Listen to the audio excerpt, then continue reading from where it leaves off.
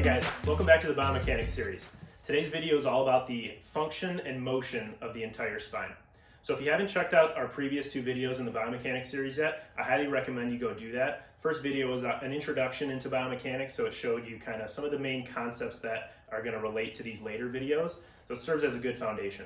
The second video is all about the structure of the spine. So Dr. Ryan goes into a lot of the bony attachments and nerves and arteries that make up our spine.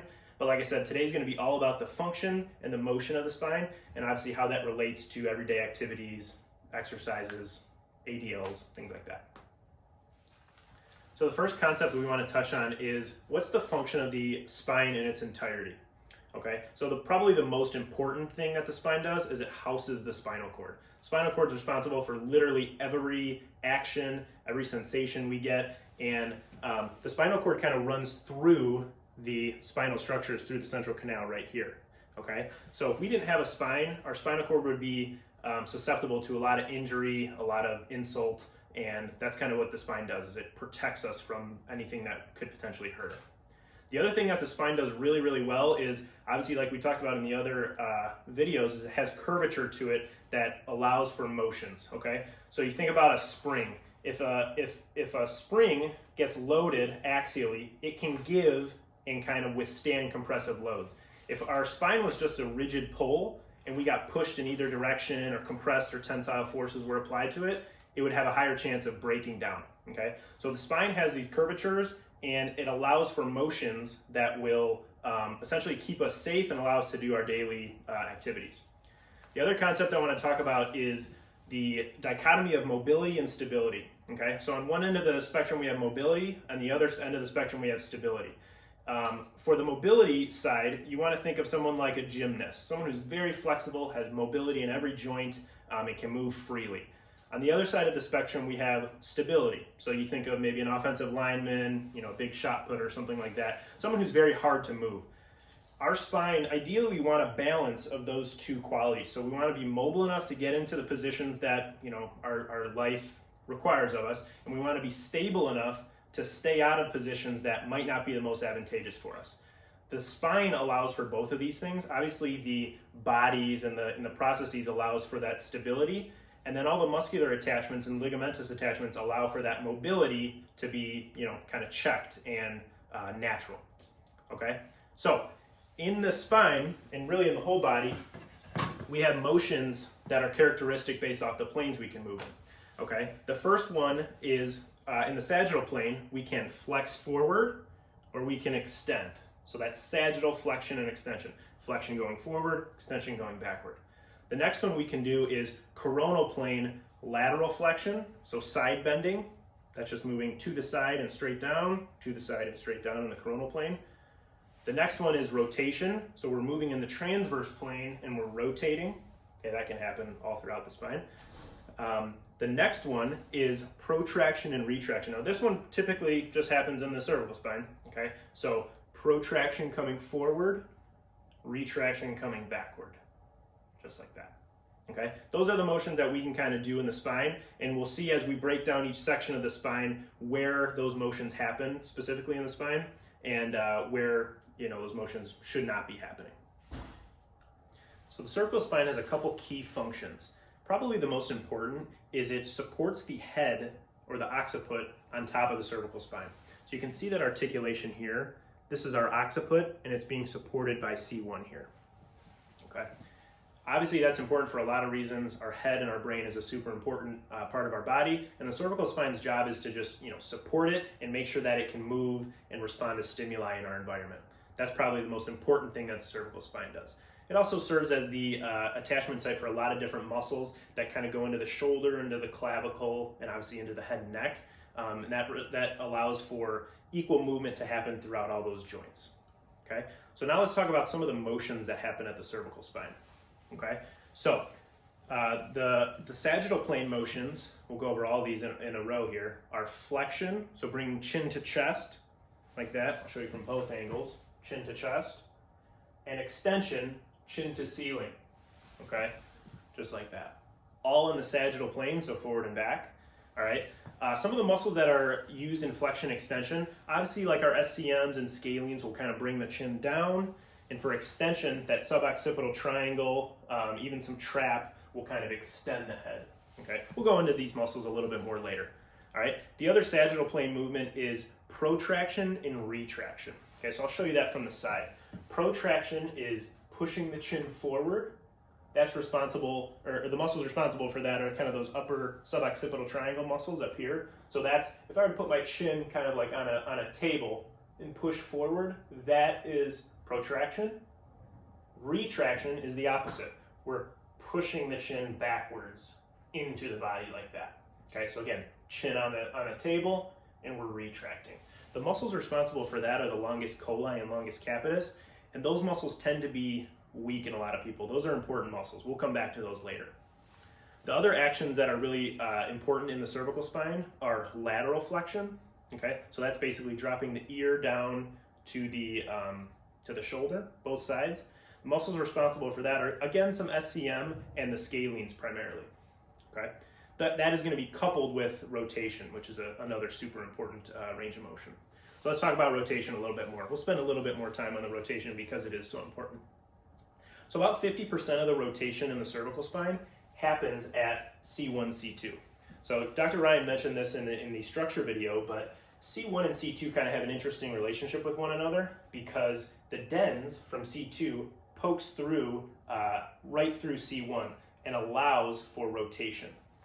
So as you can see here, this is the dens, this is C1, and this orange band here is the transverse ligament, which kind of pins the dens in place and allows for rotation, but doesn't allow for too much rotation, okay?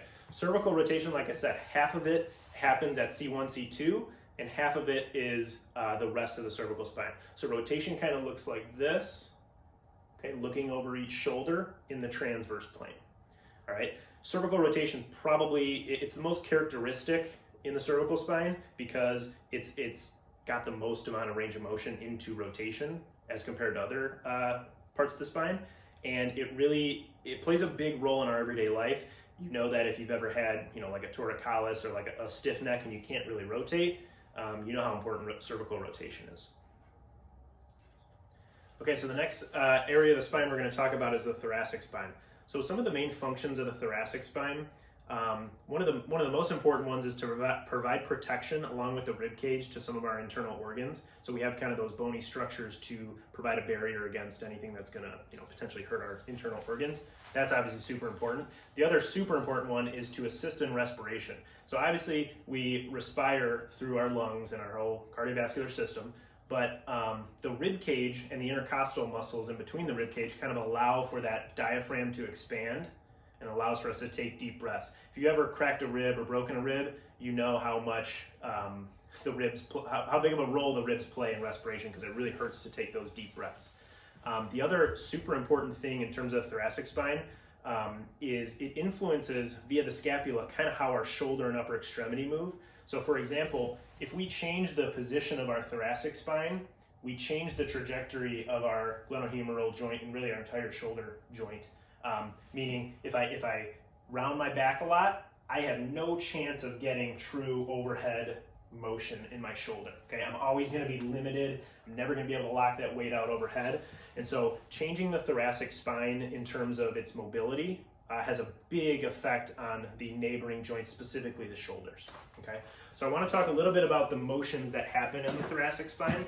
Okay, kind of like we mentioned earlier, obviously flexion and extension can happen in the thoracic spine in that sagittal plane. Okay, so flexion going forward, extension going backwards. Okay, typically people are a little bit limited in extension, again, because of that kyphosis. The thoracic spine also does some lateral bending as well, lateral flexion, side to side in the coronal plane. Okay, and one of the most characteristic ranges of motion in the thoracic spine is that rotation. Okay, so again, the cervical spine rotates, the thoracic spine rotates, lumbar spine won't rotate that much, but the main hub of rotation in our body, in our trunk, is through that thoracic spine. Okay, so that's going to be rotation in the transverse plane like that, and we ideally want a lot of that motion to come from the thoracic spine. Okay, so kind of like we mentioned before, the thoracic spine tends to be in that kyphosis. It's usually stiff in most people and responds pretty well to mobility interventions. So the last area we're going to talk about is the lumbar spine, or the low back, as well as the sacrum. So the lumbar spine, characteristically, it has those big vertebral bodies. It's got those thicker discs in between, and that basically is necessary because of all the forces that are being kind of distributed through there. So the lumbar spine specifically is kind of the link between the pelvis and the rib cage. And if we think about, in terms of structural stability, the rib cage and pelvis are very structurally stable and sound. And because the lumbar spine and all the musculature surrounding it is kind of the link between there, the musculature in that area has to be very strong and stable to because it lacks the structural stability that the other two areas have. Okay, so structurally, yes, the bodies are relatively stable, but we don't have a rib cage, or we don't have a pelvis to kind of lean on in the lumbar spine. So that stability has to come from the musculature. Okay, that musculature provides a lot of the actions that we've already talked about. Okay, so let's go through those real quick. So we have flexion extension in the lumbar spine. Flexion is probably the biggest range of motion. Okay, so that's rounding the back, reaching down, okay, and coming up. So sagittal flexion. Extension is leaning back, extending the spine like that. You'll typically have a little bit less of that extension. And then two of the probably least ranges of motion that you have in the lumbar spine are lateral bending, lateral flexion like this, and rotation. Okay. Now, even when I do this, I'm rotating a little bit through the thoracic spine. True lumbar rotation, you don't really have much of it. And that's important to understand when you talk about rotational athletes like golfers or even like tennis players, because they tend to have some low back issues related to trying to rotate through the lumbar spine when they should be rotating through the thoracic spine. Okay, so functionally, there shouldn't be much rotation in that lumbar spine. Okay, moving on to some more function of the lumbar spine. So if we think about, like doing a squat or a goblet squat or a front squat, an anterior load is going to try to bring me into flexion. So the job, like we said, of those big stable lumbar muscles is to resist flexion. So it's anti-flexion. Okay. If we look at just the action of those muscles, pulling from origin to insertion, they would extend the spine. But functionally, when there's a load placed on the body, we're going to resist flexion. Okay. So it's kind of the opposite terminology there. Okay. The last little area that we want to talk about is the sacrum. So the sacrum it kind of comprises the sacroiliac joint here. It's just beneath the lumbar spine. And the two motions that the sacrum does are nutation and counternutation. Okay. Functionally, in the SI joint, really the entire pelvis, we see a difference between males and females. Females, due to childbearing, tend to have shorter pelvises and wider pelvises. And they tend to be stuck in a little bit of nutation, so kind of the pelvis tilting forward like that. Again, that's for childbearing reasons. Whereas males tend to be a little bit longer, more narrow, and a little bit more counter-nutated, okay, because they obviously don't have to, childbear and things like that. So the sacrum itself is a little bit less important probably than the lumbar spine, but it does play a big role in terms of the sacroiliac joint in providing motion into nutation and counternutation, and that does end up affecting lumbar flexion and extension down the line. So one of the structures I want to talk a little bit more about is the discs. Okay, in the structure video previously, we talked about kind of what the disc is made of, but I want to show you kind of how the disc moves in response to different loads. So if you look at this drawing here, let's say this is the lumbar spine. Okay, so remember we have the annulus fibrosus kind of on the outer layer of the disc, really good at resisting shear forces and tensile forces. We have the nucleus pulposus here, which is really good at kind of resisting compressive forces. And different motions will kind of push that nucleus pulposus around. And obviously this is adaptable. You can adapt to these motions, and it doesn't mean that you flex your spine once like this and your nucleus pulposus just shoots out the back. But this is generally kind of how they move. So if we flex this way, let's say this is the lumbar spine, we round forward, the nucleus pulposus will kind of get pushed backwards. This annulus fibrosus will be tensioned and kind of stretched, and this annulus fibrosus will be kind of compressed. Okay, so throughout your day, your discs are kind of responding to the motions that you place on it. Obviously, with load, there's more force going into your spine and your discs, and they can adapt to these motions over time. Okay, disc injuries are super common. They're a common source of questions that we get in our office all the time. So it's really important that you understand, one, that the discs are very strong and robust and that they can handle motions, and that's the point of them. But it's important to, and it's crucial as clinicians, that we understand kind of how they respond to different loading, in exercise and things like that. Okay. To wrap things up, the spine is obviously filled with different segments that some are very mobile, some are very stable. As clinicians, it's important for us to identify which of those segments are stable and which of the segments are too mobile, and to address those, because those are common pain generators for a lot of people. Okay, so if you like the video, watch the rest of our biomechanics playlist, and we'll see you in the next one.